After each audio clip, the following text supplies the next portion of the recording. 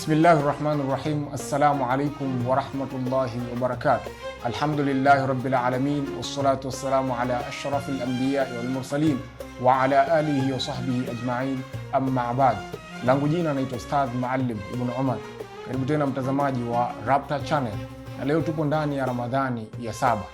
Yapo maneno ambayo tunayatumia sana katika lugha yetu ya Kiswahili, nayo ni kughafilika na kusahau, ama kwa Kiarabu wanasema al-ghafratu wan-nisyan.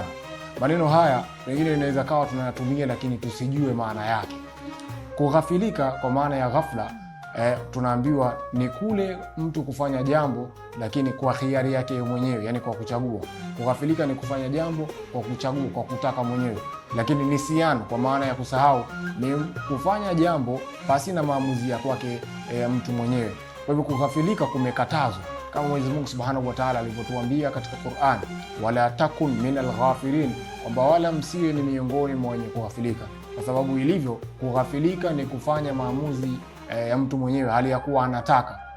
Na wanazuoni katika kutuelezea tafsiri pana ya kughafilika wakasema taraka wasaha anhu ihmalan, yani ni kule mtu kufanya mambo, ama ni ile nafsi yake kumshawishi kufanya mambo yale anayoyapenda, lakini kwa kujua, kwa kutaka yeye mwenyewe.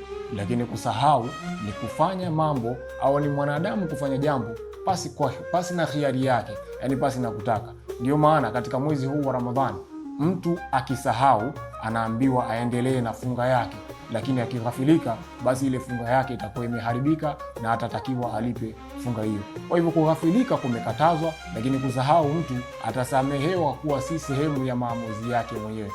Pengine inawezekana ulikuwa unalitumia sana neno hili kughafilika. Kwa hivyo neno hili ukisema kughafilika, maana yake umefanya jambo kwa hiari yako wewe mwenyewe, si kwamba umefanya jambo kwa kutotaka. Kufanya jambo kwa kutotaka ni kusahau. Kwa hivyo Mwenyezi Mungu Subhanahu wa Ta'ala atumuombe, atujalie tusiwe ni miongoni mwa watu wenye kughafilika, kwa sababu ametuambia wala takun minal ghafirin, wala tusiwe ni miongoni mwa wenye kughafilika. Wabillahi tawfiq, wassalamu alaikum wa rahmatullahi wa barakatuh.